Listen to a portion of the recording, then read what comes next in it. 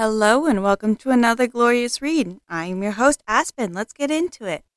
First of all, I hope everybody's having a fantastic day. I started mine out on the right foot.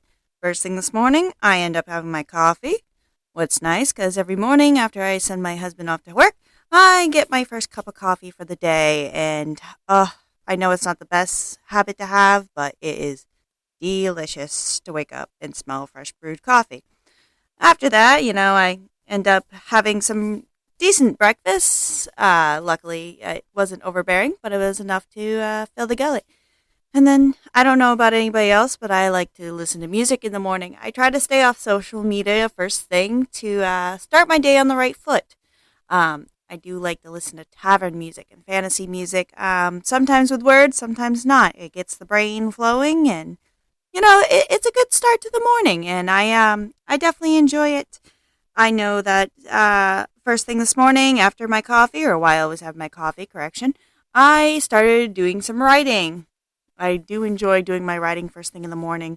It's a good way to get the brain flowing.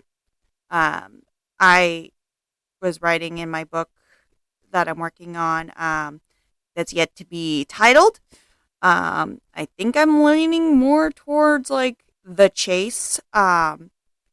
But I'm about halfway through it. I think I wrote about a chapter or two this morning for correcting it, and then like a couple more pages to add to it. So it's a good flow this morning. So I had a good breakfast. I am ready to go, and I hope everybody else is. I did my card reading. I have my aromatherapy going. Some rosemary to get, like I said, the brain flowing, and lavender to keep calm and civil. All right, so let's get into it. We are going to talk about a couple more books that I've read over the last couple weeks. So last episode, we talked about the blood sector and the night sector, and how Lexi C. Frost is getting a third book coming out called The Eclipse Sector. That book is currently on my list to read. But first, we are going to talk about what this books that I am, or read, correction, not am reading, but was reading. The first one we're going to talk about is Tempting at Night. This is a Hell's Night main MC, so I'm guessing main character or male character, by Leanne Ryan. This book, I wasn't sure about it when I saw it, but it definitely got my attention. It starts out strong. Like, it was the main character, Brooke, coming to a old friend of her brother's who passed away, Sebastian. So this universe is a shifter human universe where there's both alphas, omegas, and betas. So this, what I got from it is biker gang, mob bosses, brother, best friend, little sister romance kind of thing, but it's also a shifter series. So Brooke comes to Sebastian, and she's basically on the run from this guy who is part of a mob, or a gang in a way. And she comes to him and says, I need you to help me through my heat. She is an Omega, but she's human Omega. It's kind of a weird concept, but I love it because in reality, there are many different alphas, omegas in the universe. I mean, even in our world, there's different animals that are alphas and omegas, not just wolves. So, saying Brooke comes to Sebastian and says, hey, I need this help, and he doesn't know what to do. He's like, who the heck are you? Try to play it off. And she says, I'm so-and-so's little sister. And he's like, oh, yes, basically in his mind going, yeah, I remember you. He hasn't been around the family in quite some time, because after his friend's death being associated with him, he kind of drifted away from Brooke's family, even though he was basically accepted as like an adopted son. Well, Sebastian is actually a shifter. He is a wolf shifter. What's neat about what Leanne Ryan Ryan did in her books is she gave them 3 forms. They have a man form, a were form, and an actual full shift. I kind of love that detail. It was very nice. So regardless, Sebastian kind of falls hard, and he sends Brooke away. He says, "No, absolutely not. Go find somebody better." Well, she's on the run again from this guy who wants to claim her during his heat until she can't run it anymore. So Sebastian finds out about the whole idea that she's running from this guy that's in the mob, and he doesn't take a liking to it because Sebastian created the Hell's Knights, what's a biker gang full of shifters. So this Puritans, I think it's what it's called, or this gang who they're against shifters. They're human, but they're against shifters. They think shifters are dirty breeds and that humans are the superior race. Well, Brooks says basically she's going to go out on the town and find an alpha to help her through the heat and then play innocent with this guy saying basically, "Oh, I don't know what happened. I was out and then I went in heat and this random alpha grabbed me and we went off." Well, she ends up going to the bar that the Hell's Knights quite frequently gather. And Sebastian ends up meeting there, and he basically lays claim to her in front of everybody, saying nobody touches her, she's mine. And it took Brooke by surprise. So Brooke finally breaks down, tells him about it, and he's like, "Fine, let's go back to my place. I will help you." So Brooke has to text her mother and her father and says, "Hey, I'm not coming home. Don't worry." Well, Sebastian definitely helps Brooke through her heat very well. Spice level, I would definitely say a solid 4.5. It was, there was parts of it that I was like, "Oh, hot damn. Okay, we're going there." So Sebastian wants to actually claim Brooke as his own, but he resists. He tries so hard and he resists. And Brooke kind of, after she comes out of heat, realizes that something's not right. Like, she's like, "I feel incomplete." And he's like, "Well, your heat's over." And he finds out that the Puritans are kind of causing trouble in his district, what they call hell, because it's like the low maintenance, less than poor neighborhoods, or as they call it in the book, I believe they call it the ghetto. But it actually sounds like it's actually a nicer neighborhood because it's not being run by the mob. It's a safer place to be. So there are a lot of shifters in the area, so the Hell's Knights keeps the Puritans at bay. The guy that found out that Brooke didn't give her heat to him tracks her down, and then he gets really mad at Sebastian. He hates Sebastian with a purple passion, and Sebastian ends up going against him. Well, this whole thing comes down to a battle. And Sebastian ends up in the hospital, and yeah, it's just horrible how that happens. I'm not going into much detail because I don't want to ruin it for you. But the Hell Knights are stronger than ever, and him and Brooke kind of were like, "You know what? We're gonna do this." It even got to the point where she's like, and him are like locked together for a while, and her mother's panicking and finally calls, and it's kind of funny because she's like, "I'm fine, don't worry about it." And then like he grabs the phone and he's like, "I'm gonna claim your daughter." And she goes, "Well, no shit, I know that." Actually, a funny part in this book that I absolutely love is there's a fight between Sebastian and the Puritans, and he's actually outside her apartment, and So all the other Hell's Knights come. They kind of like break up the battle, and he shifts back into a man, and of course he's naked, and she's kissing him like she's thankful he's alive and not hurt too bad. And all of a sudden, like every man fears from a mother, he hears his full name called out from above him. This man lets go of his Omega, covers himself up, looks up to see her mother staring down at him after she just called his full name out. And he is embarrassed, beyond embarrassed, and basically goes, "Oh, hi, you look lovely today." And she's just like, basically being the mother, she's like, "Don't you, try to sweet talk me. Get your ass up here after you're done getting dressed." And he's like, "Yes, ma'am." Like, full on respectful.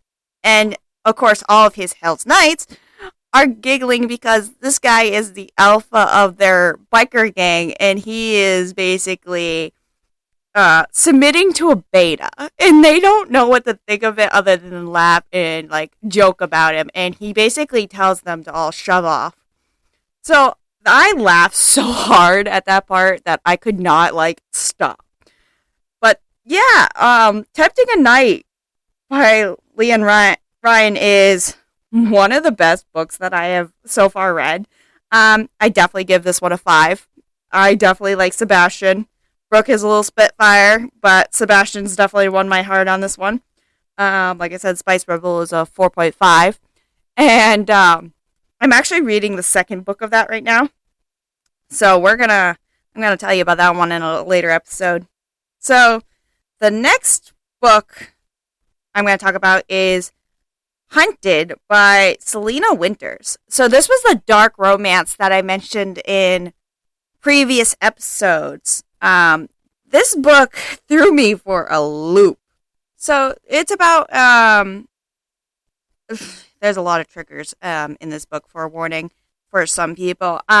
So Zara is a kind of like a meteorologist or a weather researcher.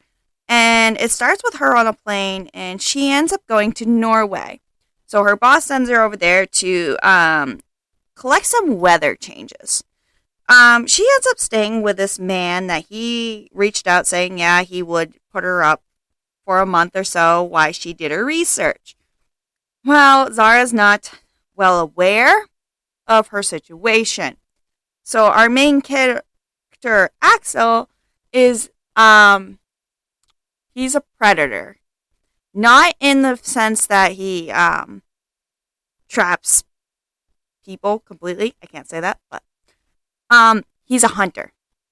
And his first idea was basically he was going to take her out and put her in his cabin so that, he says that he's going to keep her there. He actually intended originally to make her his prey. In other words, he was going to hunt her down and murder her like his countless other victims. He does it to crave his bloodlust. At first, I was like, okay, that's creepy. Stranger danger. So Zara notices that the way he looks at her is a little creepy. They're out in the middle of nowhere. He's very broad and he's always constantly staring at her. Well, his original thought went from, I'm going to kill this random woman, to this woman will be mine and I will make her my mate. This is not a shifter book at all. It's just how his brain is programmed to be like, nope, this female is going to be mine and I am going to mount her. So it turns into this whole him fighting with his desire to either basically seduce this woman or kill her like originally planned. And Zara's not sure about it at all, and she's just like, okay, we got an issue, are you okay? You're just kind of looking at me weird. And he's like, no, everything's fine, don't worry about it. Well, she's also attracted to this broad, scary looking man. And he's kind of like, he's determined to keep her with him regardless. And he's very overprotective, but it's kind of like a hostage situation, in my opinion. So the book kept make me flip flop, like, aw, he just really likes her, to like, man, you need to get some help. So she tries to do her job, and there was a point where there was a wolf involved. And then basically they do fall for each other, but the problem is Zara is a virgin. And yeah, her first time is with Axel, and he is basically now like, nope, you're staying here, you're forever mine. There's no difference. Like, you are definitely mine. I am not letting you go.